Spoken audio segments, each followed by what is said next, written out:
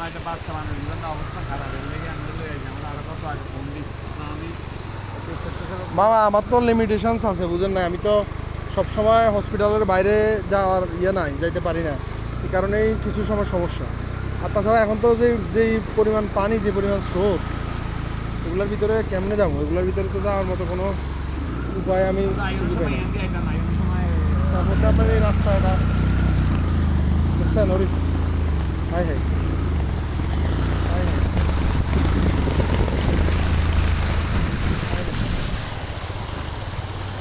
এটা রিক্স, অনেক রিক্স। আজকে বাংলাদেশে